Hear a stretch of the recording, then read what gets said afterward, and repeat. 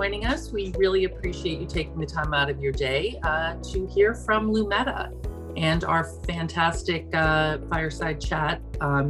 Before we turn this over, I do want to point out that we are going to take audience questions.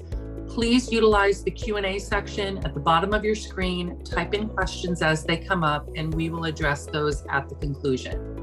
So I would now like to introduce Gorse Family Office's managing partner, Tony Kuhn, who will be running today's fireside chat. Thank you so much, Callie, and thanks everyone. It's my pleasure to host today's panel and to welcome you all. I'm so excited for today's discussion. We're going to have a great panel. It's not every day that we have on our site the former FDA commissioner, so it's a real honor to be hosting this family office discussion on something that's really important to us, right? So one of the things that we do is we connect family offices to great investment opportunities, and we find that they're always very keen to find opportunities that do well and do good, and there'll be no opportunity as exciting as today's in that space, right? So they're going to be able to talk about their technology. And so it's my pleasure to first introduce you to the CEO of Lumeta, Sandy Zinke, who is, of course, an MBA, who has an MBA from Harvard Business School and has over 25 years of global healthcare industry experience with amazing companies such as Boston Scientific and CD Diagnostics and Cynosure and Hologix. So Sandy, if you would, please go ahead and introduce the other panelists for today's discussions. Great, thanks, Tony. Everyone, I appreciate you taking the time this afternoon. We're excited to talk with you, and our goal here is to keep it focused and interesting, and I have no question that will happen with our panelists. So I'd like to introduce the two physicians, clinical experts who are with us, and then give you a little bit of grounding in who Lumeta is, and also what is photodynamic therapy. So first, I'll start with Steve Hahn, who has the Colorado Rockies in the background. Steve, as you probably know, is a former FDA commissioner from 2019 to 2021. He's had a long history of just really impressive accomplishments and positions. The reason he's on today is that he was the leader of the radiation oncology department at the University of Pennsylvania, where he and the team there did a lot of work with PDT, focused on clinical care of patients, particularly in the operative setting. In addition to his work with the FDA, Steve was the chief medical executive at the world-renowned MD Anderson Cancer Center, and he's done an awful lot of work with healthcare strategy, oncology, medical practice, and translational clinical research. He's currently a CEO partner at Flagship Pioneering venture firm and CEO of Harbinger Health. So, Steve, thanks very much, and we'll get to you very soon. You're on mute right now. I said, sorry. Thanks, Sandy. Thanks, No Tony. problem. Great Thanks. And Dr. Sai Yendamuri. Sai is the chair of the Department of Thoracic Surgery and a professor of oncology at the Roswell Park Comprehensive Cancer Center up in Buffalo, New York. And Dr. Yendamuri specializes in minimally invasive thoracic surgery for lung and esophageal cancer, as well as mesothelioma. He's used PDT, photodynamic therapy, extensively in his practice, and is the principal investigator for Lumeta's primary clinical study focused on the use of PDT for immune system amplification in lung cancer patients in combination with immunotherapy. Sai has published over 180 peer-reviewed articles and has been continuously funded by the National Cancer Institute for over 12 years. So Sai, welcome. Thanks for taking the time. Thank you for the invitation, and I'm looking forward to this afternoon. Great. I want to put a couple of slides up just to ground everyone in what we're talking about today. So very simply, Lumeta is a company that was founded in late 2019. You see our two founders here, Paul Sanders and Trevor McDougall, who amazingly have been serial entrepreneurs, founding, building, and selling 3 other enterprises before this one. And they are photonics engineers. So we bring a heavy technical background, and we are partnered very closely with the place where Sai is based, with the Roswell Park Cancer Center, Comprehensive Cancer Center, that developed the innovations that we are improving and plan to bring to market. And they are a fantastic both clinical and scientific partner for us. So what is photodynamic therapy, or PDT? It's a drug-device combination therapy where a patient is given an infusion or an oral acceptance of a drug that travels throughout the body systemically. It collects, accumulates in the cancer cells, in the tumor cells, and then is activated by light to cause a clinical outcome. That outcome could be tumor cell destruction and the eradication of a tumor or shrinkage. And it could also be cell restructuring, which is what we're trying to do to make a patient more receptive to immunotherapy. We are dealing initially with lung cancer. It's the largest global cause of cancer-related deaths and the second leading cause of cancer-related new cases. Over half the lung cancer cases in the world are due to stage 4 or diagnosed at stage 4, where patients are quite sick, have a very limited survival period, and a difficult quality of life, which we think we can improve on by combining our therapy with immunotherapy. Our system, very simply, is a piece of hardware. It's a touch tone screen that allows you to check the dosimetry of the light, where you can see how much light is put out and how much light is received by tissue. It's connected through a cable to an applicator, which is glowing in the lower part of that picture, and that's what's placed intraoperatively through a minimally invasive port onto the target site where the patient is treated. We're combining our therapy with a product called 5-ALA or Gleolan in the US. It's already approved, and PDT, by the way, is approved for esophageal and bronchial use today. And the drug is one that's very selective in the way it's used in terms of where it's finding the cancer cells, and it's a very effective compound. Just two last slides here. The treatment for cancer has spanned this spectrum here, and it's now clearly in a phase where immunotherapy, which is training the body to use its own forces to fight cancer, immunotherapy is a huge step forward. And yet, especially with lung cancer, only a small percentage of patients are benefiting. So the combination of immunotherapy and what agent or what therapy is really part of the race right now to see what we can do. And we're trying to have an impact on that. Last slide here. Our clinical studies are focused on the use of photodynamic therapy in the lung. We've proven in a few cases already, 7 patients have been treated under Sai's tutelage with PDT, and we've shown that they are safe so far. Our next stage is to combine PDT and immune checkpoint inhibitors. And then finally, we will show a couple of years down the road that there is efficacy in terms of activating the immune system. So we're talking to you today to try to interest you in what we're doing. We need money to do what we're doing. Part of that money helps us to do clinical and preclinical work. And we're at a point where we're a very exciting point where we need your support. So with that, I'm going to turn it back to Tony, and appreciate your listening. Thank you so much, Sandy. So let's get to the questions. Let me start with the first question for you, Dr. Hahn. So you've had so many amazing roles in your career, but I'd like to focus in on your work with PDT. While you were at the University of Pennsylvania, what are the clinical benefits in using PDT for lung cancer patients?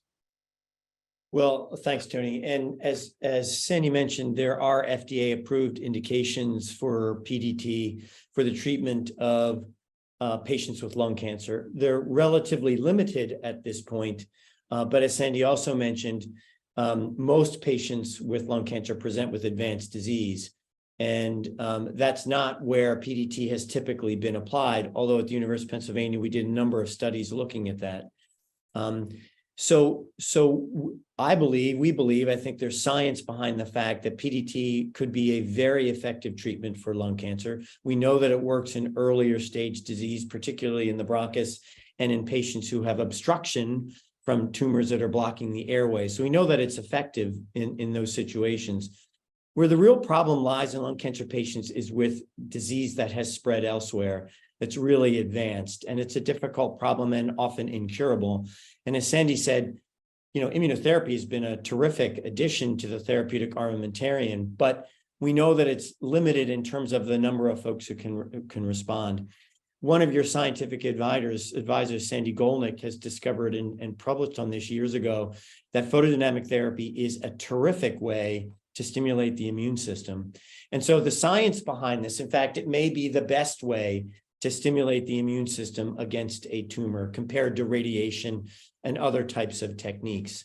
So PDT appears to be safe. It can be given repeatedly. It seems to stimulate the immune system. We know photodynamic therapy is effective in certain situations with lung cancer, and it makes complete sense. And there's a lot of scientific rationale to believe that the combination of PDT plus immunotherapy would be effective against more advanced disease. And it's a huge clinical problem and a significant unmet clinical need.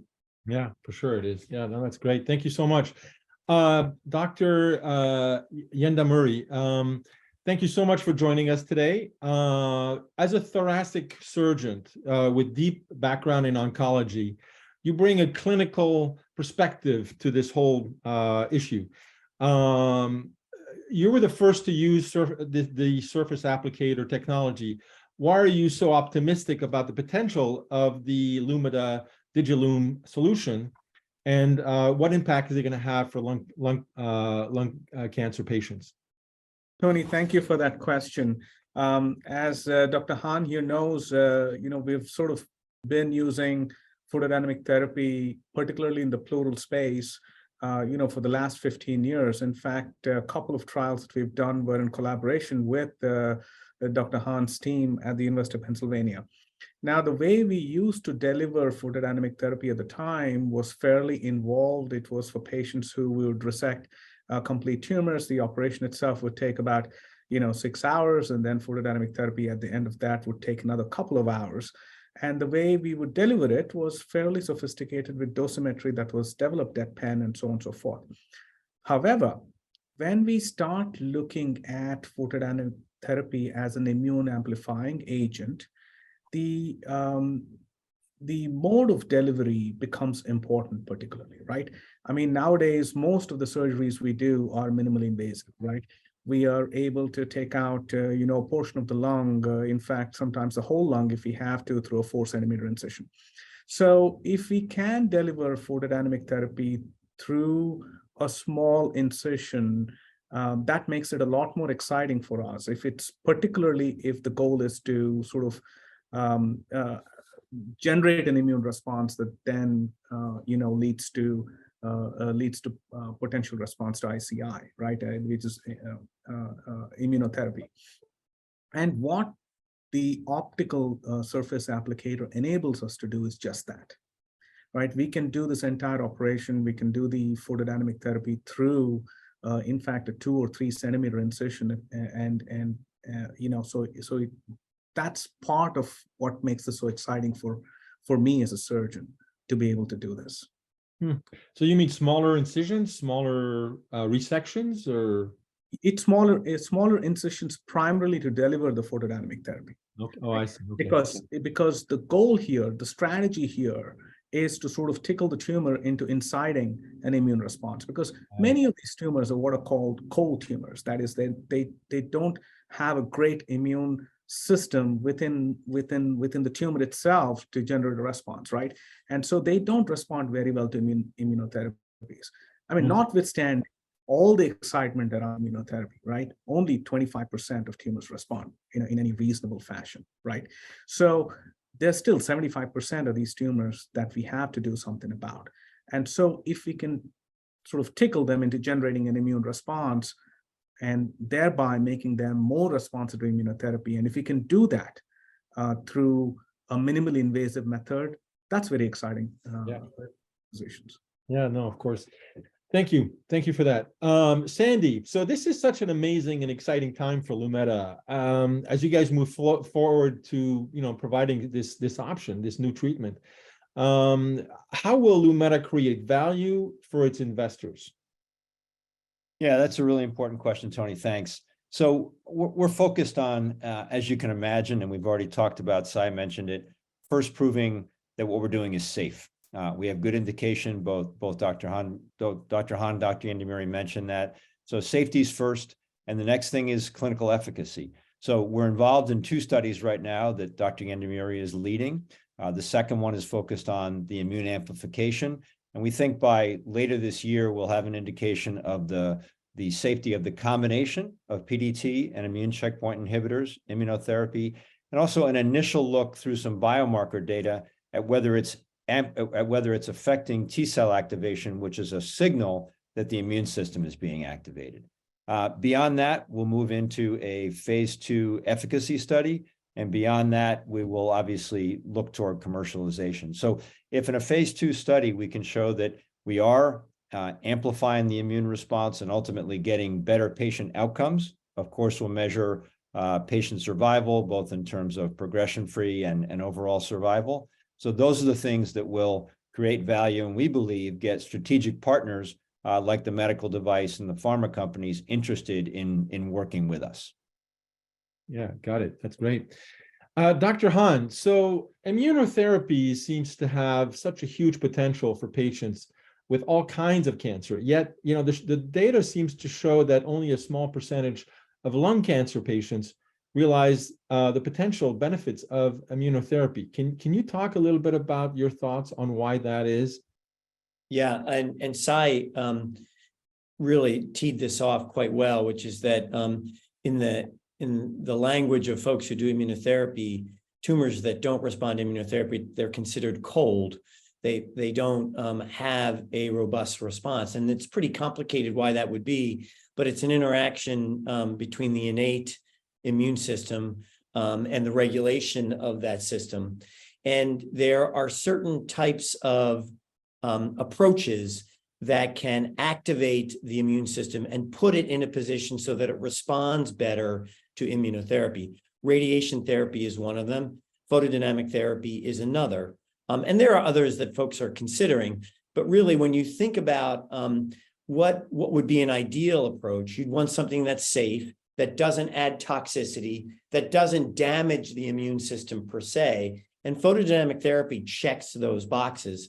So we do know that in almost all cancers, melanoma being one that's very responsive, but still it's a limited subset of patients who have long-term survival to immunotherapy. We know that this occurs in the most common solid tumors, really for reasons that are being explored at this time. But how do you turn patients who are resistant to immunotherapy into patients who are responsive to immunotherapy? And that's the approach we're looking at here. And a lot of companies who have immunotherapy agents are really looking for a solution to this problem. And I'd like to tie that last answer to something that both Sai and Sandy said. When we did photodynamic therapy for lung cancer in the pleural space that Sai was talking about, the lining around the lung, it was, and Sai, very nice of you to say, sophisticated dosimetry, but in fact, it was relatively crude because that was the state of the art. And what we know in terms of the responsiveness or making the immune system more respond is you have to be a little bit more, I'll say focused, but definitely you have to be intentional about the way that you actually do the photodynamic therapy. And one of the advantages of this system that I have seen is that it's a much more controllable system. And so Sai can go in and do an operation, apply this or a minimally invasive procedure, and actually be pretty sure of the dose that's being given of the light in combination with the drug. So this is really important in terms of making sure that the immune system is stimulated. And to me, it's a key factor with both safety and also efficacy. Gives you a lot more confidence in the clinical development plan. So I'm pretty enthusiastic about it. Yeah, no, you sound like you are. That's great. So basically what you're saying is like photodynamic therapy is really unleashing the power of immunotherapy, right? It's the combination of the two that works, that are so powerful. Yeah, beautifully said. Yep. Great. Dr. Yendamuri, tell me a little bit more about Lumada's DigiLum light delivery system. Why is it such a breakthrough compared to other PDT systems? So again, as Dr. Hahn alluded to, and I alluded to a little bit earlier.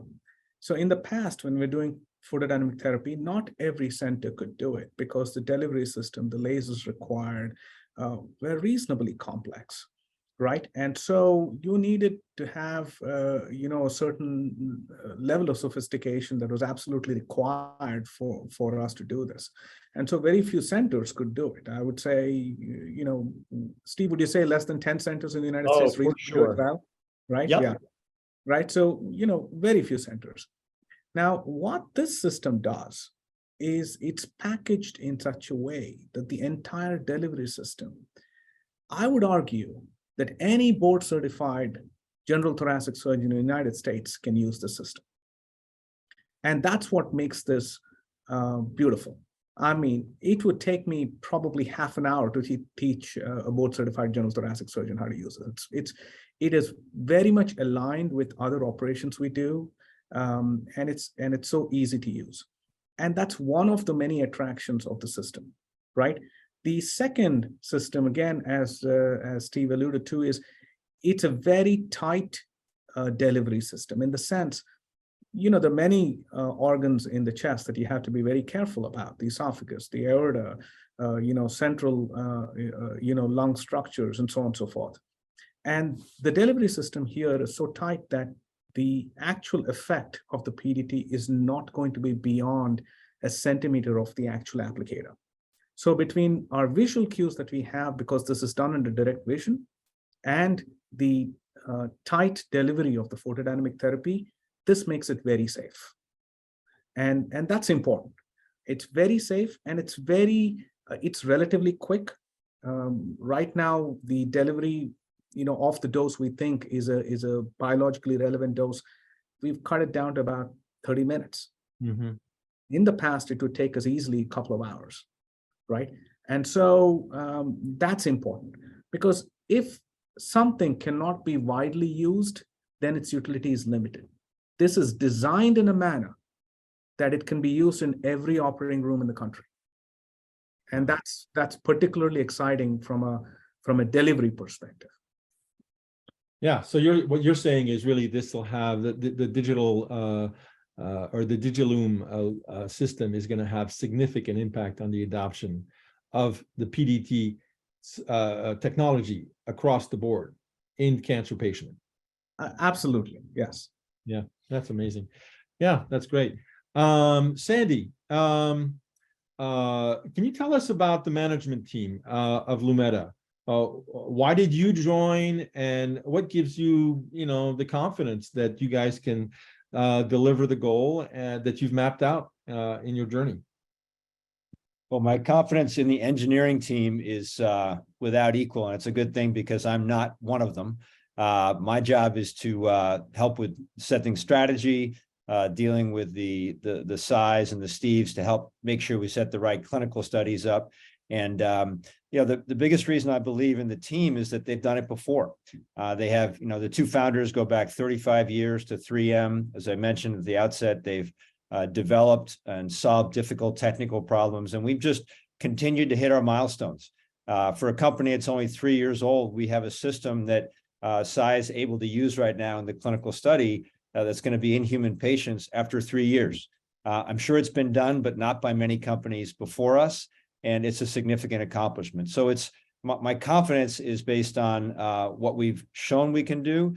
And the reason I joined was to, I guess, for a couple of reasons. A lot of my work has been with new technologies. I get really energized by bringing new things that can truly impact patient care. And I saw a big opportunity with lung cancer. So we talk to cancer patients all the time who want something better. They rely on physicians to help them. And I saw an opportunity to do that with this system that we're bringing to clinical studies now. That's great. Yeah. So this isn't your first rodeo. No. Been there, done that. Good. Well, that's great. It's all about landing the plane, as they say. Dr. Han, so as a radiation oncologist, how do you compare PDT and radiation therapy in terms of the side effects that both therapies have? Well, I'll start off by saying that both are effective therapies, and they have their role to play in treating cancer patients. One of the things about radiation therapy is that although highly effective for treating many cancers, there are limits to the dose that you can give. There are tolerance limits of normal tissues. So, for example, you can usually give one course of radiation. It's really hard to go back and give a second course to the same spot should the tumor come back. And that's because of the development of something called late effects that can have devastating consequences. Now, in general, it's safe for treating most patients. So I'm not meaning to say that to cause fear for folks. But when you're thinking about doing it as an adjunct to another treatment like immunotherapy, and where you think repeated application might be important, you want a therapy that doesn't have a significant amount of late effects. And everything that we know from photodynamic therapy suggests that this should be able to be applied more than one time. Now, maybe it won't be needed more than one time, but we do know that at least the way we applied it and the way that Sai is applying it in the operating room now should be very, very safe and appears to be safe. And that's a really good thing. So there's that side of it in terms of safety and the late effects, which compare favorably to radiation. And the other part of this is that we know that that if you look at Dr. Golnick's work and others, photodynamic therapy is in animal studies and preclinical studies appears to be a very effective way of stimulating the immune system and interacting with an immune system in a positive way and turning cold tumors into hot tumors. And so to me, it's that combination of safety, being able to do it more than once, plus the preclinical work, which suggests that it is a good and maybe even one of the better immune stimulants that's out there. Thanks. Yeah, that's great. Can you talk a little bit about the compound called 5-ALA that Lumeta has selected as its for its efficacy study? Yeah, so there's a number of different, these drugs are called photosensitizer agents. And when the FDA approves it, as was mentioned by Sandy, they approve the device plus the drug together. It's kind of an unusual situation, but there are examples of combination products that the FDA approves, and they've already seen this, they have experiences. It's not going to be new for them to see. But the agent that is required is an agent that's typically given systemically, although it can be given topically as well, for example, on skin. And 5-ALA is one of those compounds. And the advantage of 5-ALA compared to some of the other compounds, and including the drug that's currently FDA approved for lung cancer, is that it can be given, for example, orally. And it also has a very short duration, a relatively short duration of light sensitivity. So one of the negatives of photodynamic therapy, although not life-threatening, is that some of the agents that are given have a very long duration, weeks, if you will, of being sensitive to the sun. And so when you're talking about a lung cancer patient who is sick from their lung cancer, not being able to go out into the sunlight or being exposed to harsh lights for 6 weeks is a significant issue. And the drug that we're talking about here, 5-ALA, can be given orally, can be given topically, and has a much shorter duration of photosensitivity. So there's lots of reasons to think from that point of view that it really is a good agent to use for this sort of setting. Great. Thank you so much. Dr. Yendamuri, obviously, in terms of your experience of using PDT, and the effects on the side effects of radiation versus chemotherapy, how do you expect these effects to change the outcomes in patients? Is that something that can have significant impact? Yes. Particularly with respect to side effects, I think the side effect profile is very different between photodynamic therapy and radiation, right? I mean, both are quite safe when you apply them first, but radiation side effects last a lifetime, and they actually sort of increase over time. We haven't seen that with photodynamic therapy, right? Photodynamic therapy, if you have side effects, and the side effects typically are sort of early on, and they resolve within a few weeks. Also, the magnitude of side effects are entirely different, particularly with controlled delivery systems like DigiLum, right? The most common side effect that you would see, apart from the photosensitizing effect that we just spoke about, is general inflammation in the body, right?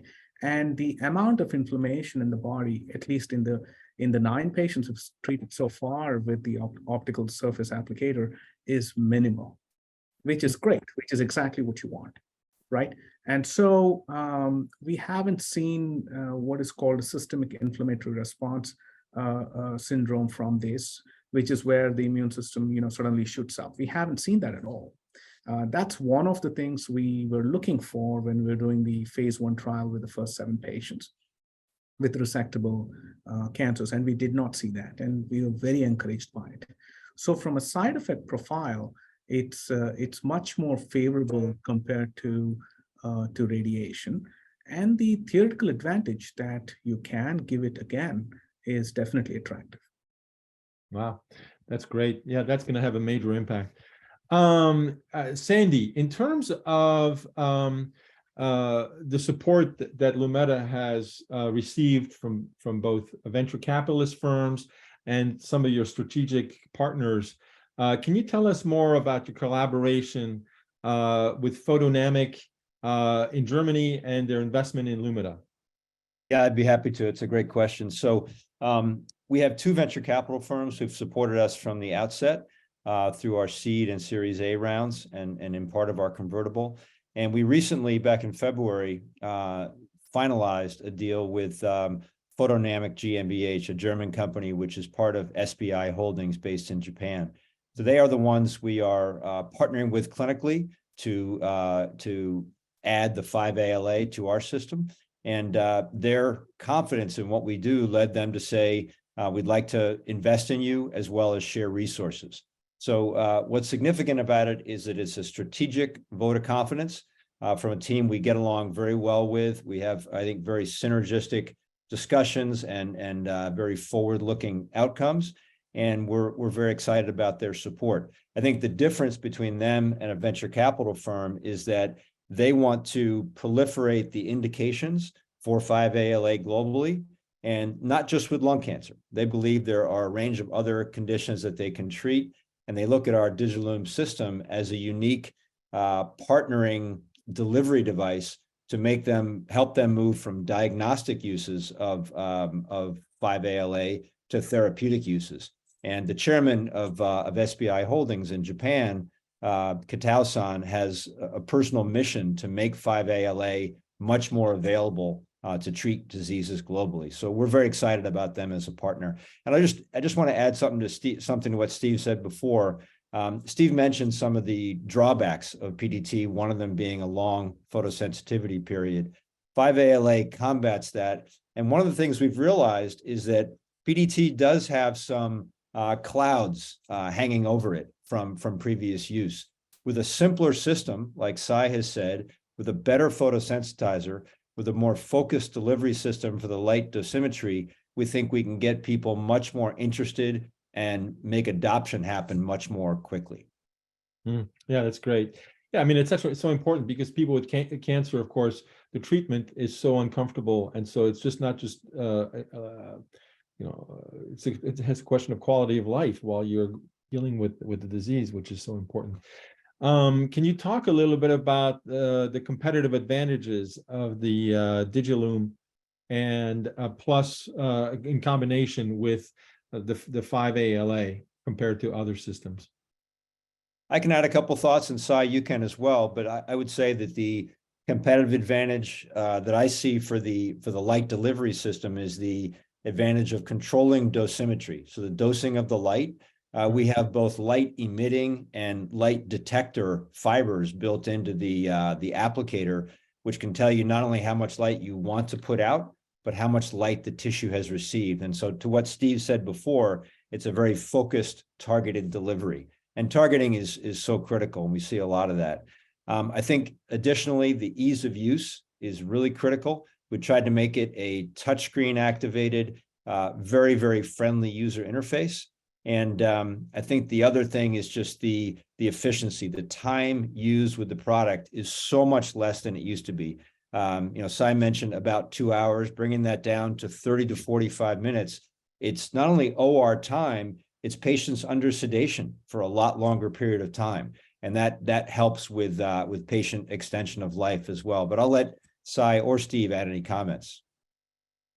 Yeah, I can go first. Certainly, this is very operator friendly, very surgeon friendly, and it is designed from scratch to be so, right? Because once we show that it's efficacious, we want people to adopt it rapidly, and this is designed for that.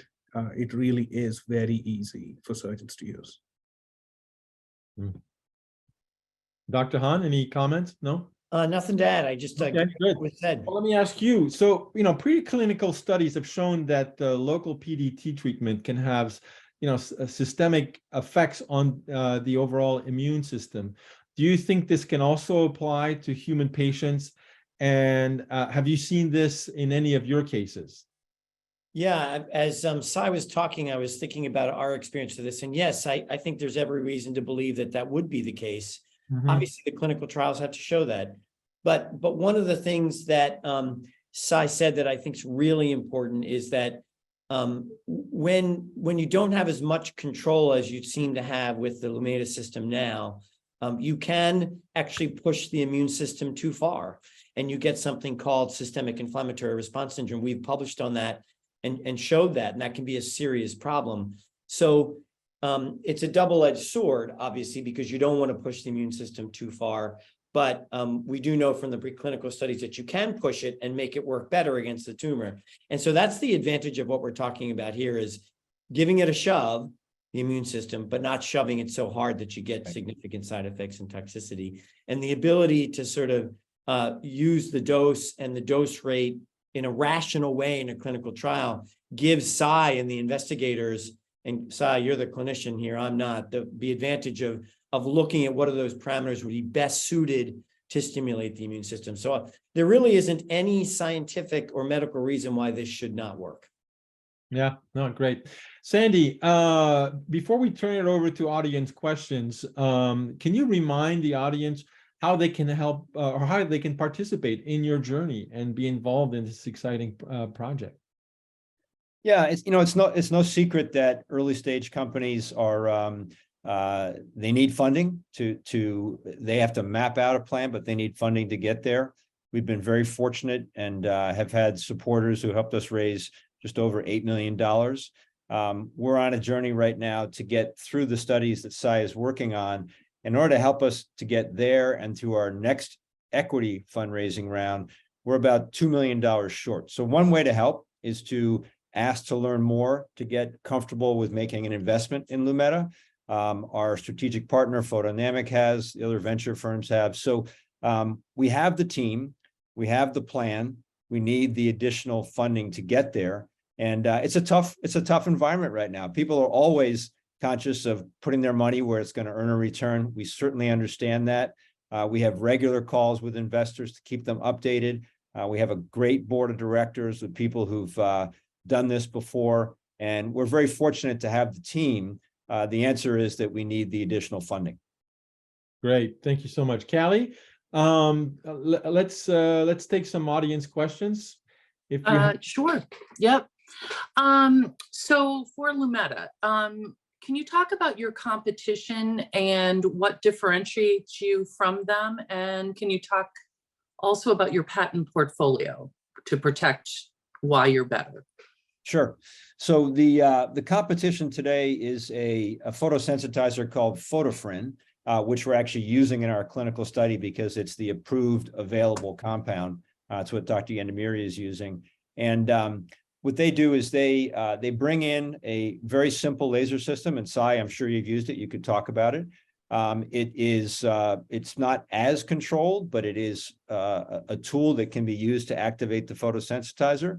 It's not sophisticated. It's not quite, it doesn't have any dosimetry control. So we're bringing all the things we've talked about in one package with a patient-specific applicator that can be placed in a much more targeted way. So I think those are the differentiating factors.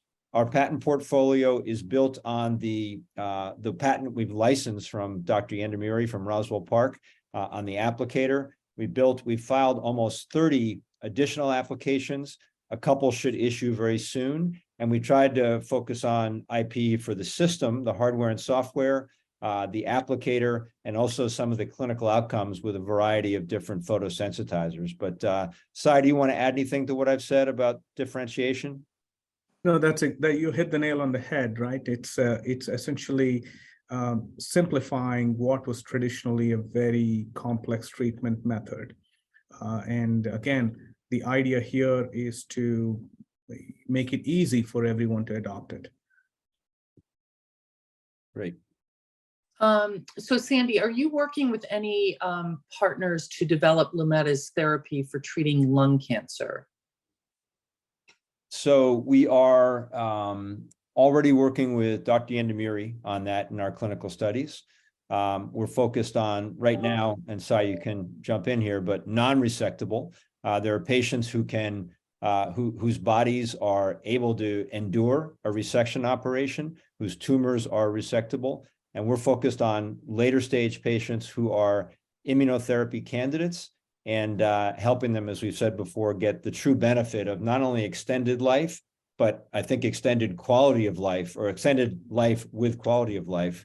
So yes, we're very focused on lung cancer patients and also patients with, Steve mentioned that area around the lung, the pleural space, patients with malignant pleural disease as well. So it may be in the future, we see metastatic breast cancer or other cancers that find themselves in the pleura as well. So Thank to add you. to that, Yep. we've almost completed the phase 1 trial for resectable disease with PDT alone. We have 2 more patients to go, and that will be complete. And that's a safety trial just for the Lumeta system and for the PDT, for the drug device combination. And so we are literally a step away from finishing that. The second trial, which is a combination of photodynamic therapy with ICIs, where we've already treated a couple of patients, and that's underway in preparation for the phase 2, which is the efficacy trial. And can you talk about a little bit more about the FDA regulatory pathway and what will be your endpoints with the FDA? Sure, and I'm glad Steve's not still at the FDA because he'd have to recuse himself and just say he hasn't even heard of PDT if we're doing that. So the pathway is fairly straightforward, but it is it's not the simplest. So we are right now in an IND, an investigational new drug situation through Roswell Park in phase 1. We'll move into phase 2. It may be with Photofrin or more likely with 5-ALA. Either one of those would help us prove the proof of concept of the immune system activation. There would need to be eventually a phase 3 study. Lumeta is probably not funded to do that. That would be more a strategic partner taking that on. And after that is commercialization. So ultimately, because there's a drug device combination, it would be an IND, it's called, leading to an NDA, a new drug authorization, and then ultimately to commercialization. In terms of number of years, I would say it's probably going to be 4 or 5 years through phase 3. So commercialization in the, potentially the 2028 range. But all along the way, I think there'll be excitement building about the potential for the therapy with the outcomes data.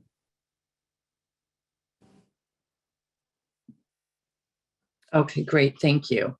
What, if anything, has been done to begin to educate the cancer patient community, patients and caregivers, on this new technology and what it means to them? Sai, you want to take that one? Yeah, so it's difficult to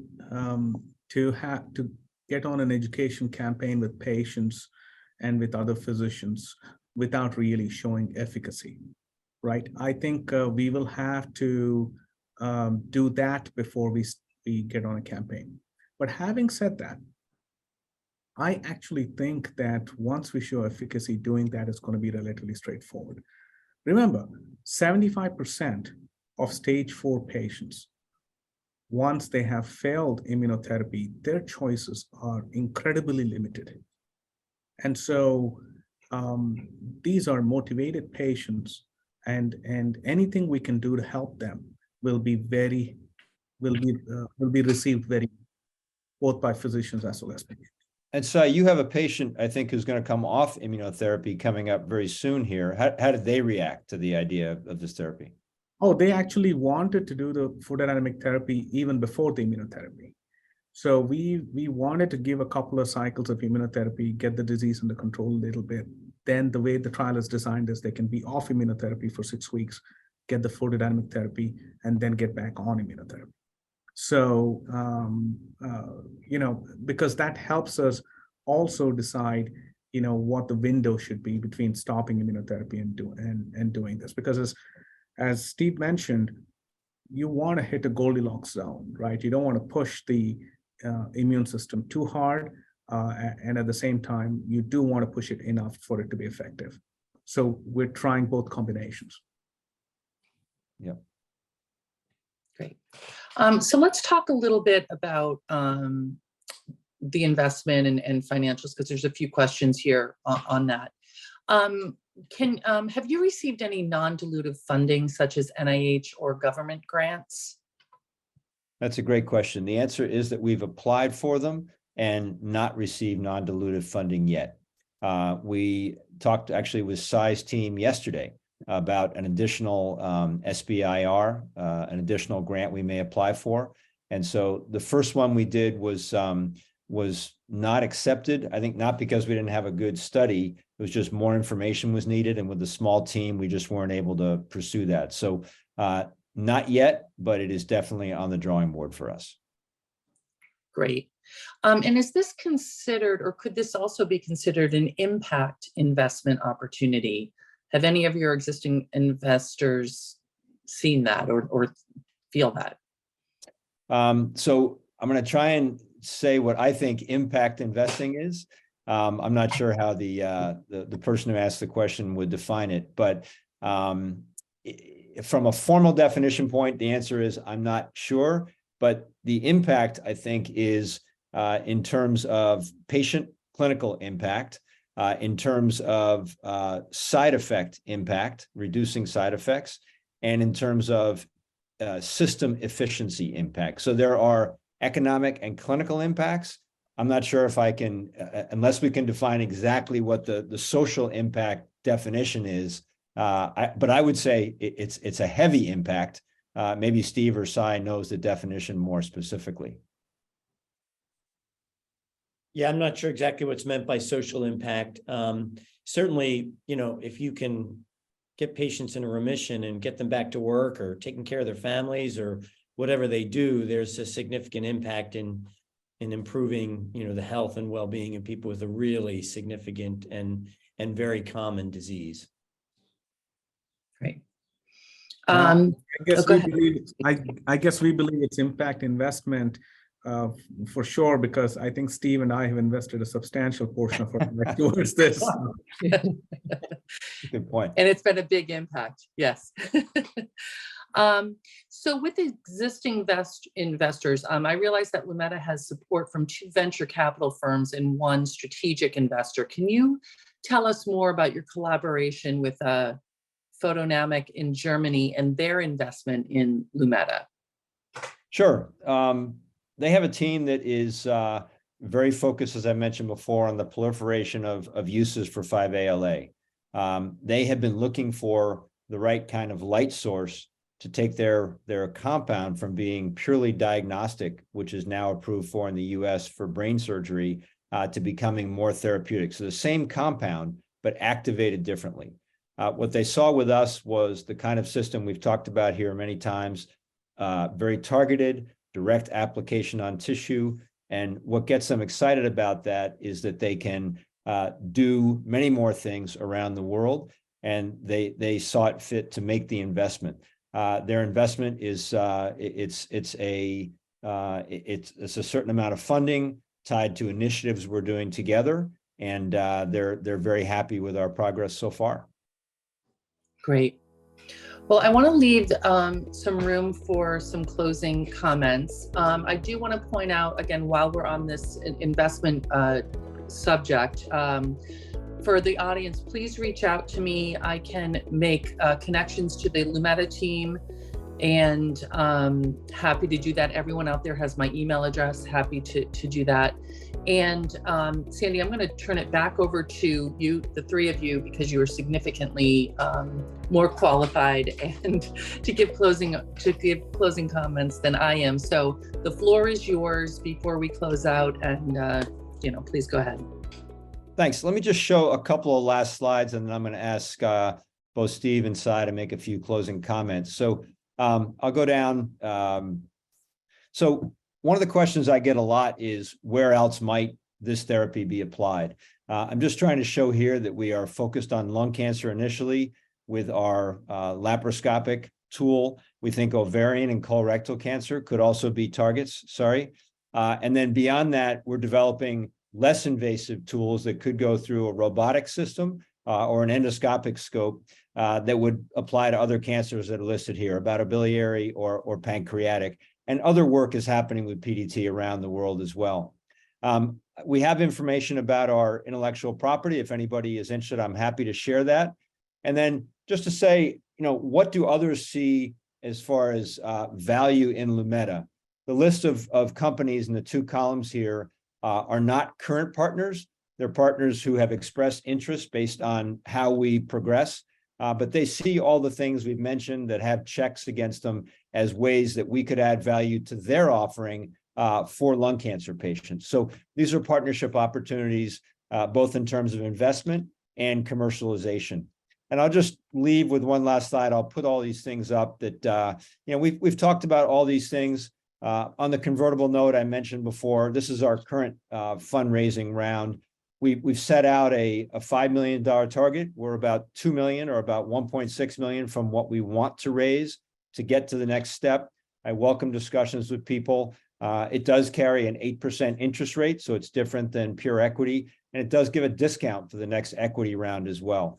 But I'll stop there, and I would love it, Steve first, and maybe Cy, if you can just make some closing comments with anything you'd like to say.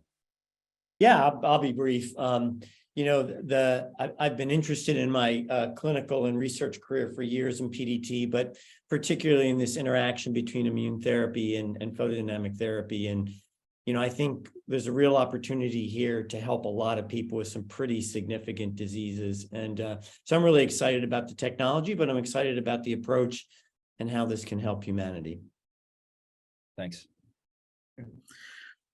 So from my perspective, the biggest excitement for me here is the platform, because, photodynamic therapy drugs are going to become more and more sophisticated, and they're going to be more targeted, more molecularly oriented.